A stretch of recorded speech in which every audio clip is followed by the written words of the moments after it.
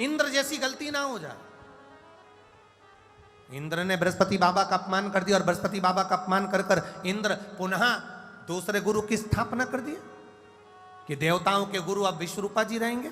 विश्वरूपा जी ने भाग तो ग्रहण कर लिया, भाग तो ग्रहण कर लिया, पर विश्वरूपा तो विश्वरूपा। दोनों जगह मिले हुए थे वो, देवताओं से भी मिले हुए हैं और असुरों से भी मिले हुए हैं। तो देवताओं से तो भाग लेते थे और असुरों को दे देते थे। ऐसा कहीं कहीं का होता है बहुत। फिर वही वाली बात आ गई, मनुष्य और मौसम इन दोनों की राशि एक ही है, ये कभी भी बदल जाते हैं। इसलिए बहुत ध्यान रखना है महाराज, मनुष्य और मौसम इन दोनों की राशि एक ही है, कभी भी बदल जाते हैं। थोड़ी देर में धूप है, थोड़ी देर में पानी है, थोड़ी देर में ठंडी है, थोड़ी देर में गर्म है। उसी तरह मनुष्य भी तुरंत बदल जाता है, तुरंत। कब बदल जाए कोई भरोसा नहीं, सावधान रहिए। इंद्र ने प्रजापति विश्वरूप जी को बना दिया। अब बन तो गए, करे क्या? इंद्र को मालूम पड़ा कि ये यहां से भाग लेकर असुरों को दे रहा है, राक्षसों को दे रहा है। जानकर तुरंत क्रोध में आ गए इंद्रदेव और इंद्रदेव ने विश्वरूपा जी का सिर काट दिया। सिर कटा, ब्राह्मण हत्या माथे चढ़ गई। जब ब्राह्मण हत्या माथे चढ़ी,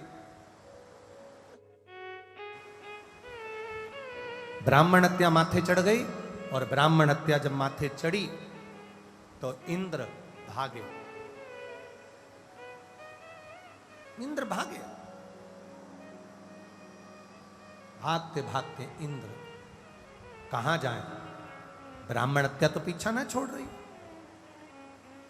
जैसे ब्राह्मण हत्या पीछा न छोड़ती है, शिव महापुराण की कथा कहती है हमारे किए गए कर्म भी हमारा पीछा नहीं छोड़।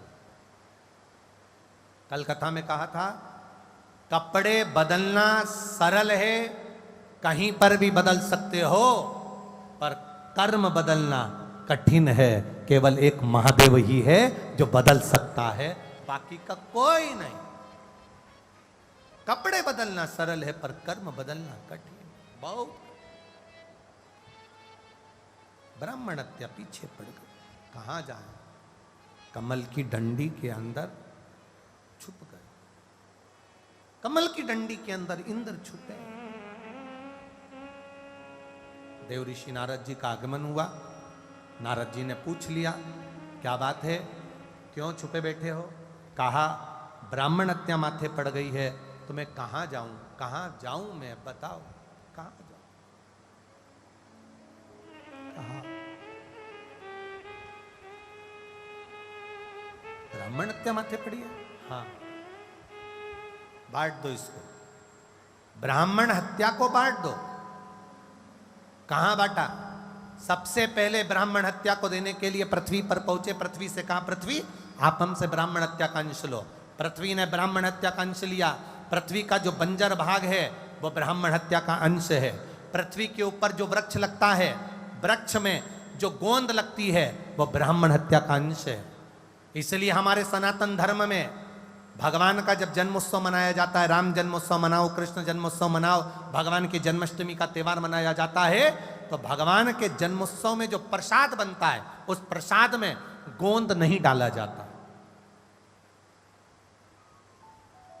अगर कोई स्त्री का जापा हुआ है, कोई नारी का जापा हुआ है, किसी के यहाँ गर्भ था, बच्चा हुआ है, तो गोंद के लड्डू बनाकर खूब खिलाओ, मना नहीं। पर भगवान के प्रसाद में गोंद कभी नहीं डलता, क्योंकि उसमें ब्राह्मण हत्या का दोष होता है। दूसरा स्थान दिया अग्निदेव, आप हमसे ब्राह्मण हत्या का अंश ले लो। अग्नि ने ब्राह्मण हत्या का अंश लिया, तो अग्नि की लो में जो नीले कलर की लो होती है वो ब्राह्मण हत्या का अंश होती है। नीली लपट ब्राह्मण हत्या का अंश है। अग्नि का जो पीला भाग रहता है वो देव भाग रहता है। पर अग्नि में जब नीली लपट आ जाती है तो उसमें ब्राह्मण हत्या का अंश लग जा।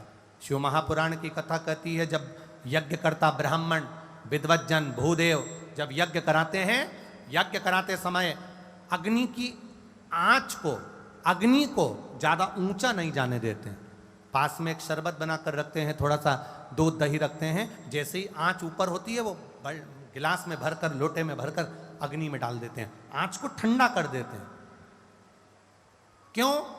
अगर यज्ञ की अग्नि ऊंची जाएगी, उसमें नीली लपट आ गई तो वो ब्राह्मण हत्या लग जाएगी, इसलिए उस अग्नि को सीमित रखा जाता है। तीसरा स्थान दिया जल को, हे जलदेव आप हमसे ब्राह्मण हत्या का अंश लीजिए। जलदेव ने ब्राह्मण हत्या का अंश लिया तो जल के ऊपर जो फेन रहता है, जल के ऊपर जो बुलबुला रहता है, जल के ऊपर जो फेन होता है, वो ब्राह्मण हत्या का अंश होता है। इसलिए हमारे सनातन धर्म में जब मेहमान भोजन करने बैठते हैं, संत भोजन करने बैठते हैं, गुरुजन भोजन करने बैठते हैं, ब्राह्मण जन भोजन करने बैठते हैं, घर का कोई बुजुर्ग जब भोजन करने बैठता है तो भोजन की थाली बाद में आती है, पानी का गिलास पहले आता है। पानी का गिलास इसलिए पहले आता है कि पानी के गिलास में अगर कोई बुलबुला है, कोई फेन है, तो जब तक भोजन की थाली आए तो पानी में से वो फेन, वो बुलबुला समाप्त हो जाए। अगर पानी में फेन होगा और वो पानी किसी ने पिया तो उसको ब्राह्मण हत्या का अंश लग जाएगा। इसलिए तीसरा स्थान जल को दिया। चौथा स्थान स्त्री को दिया।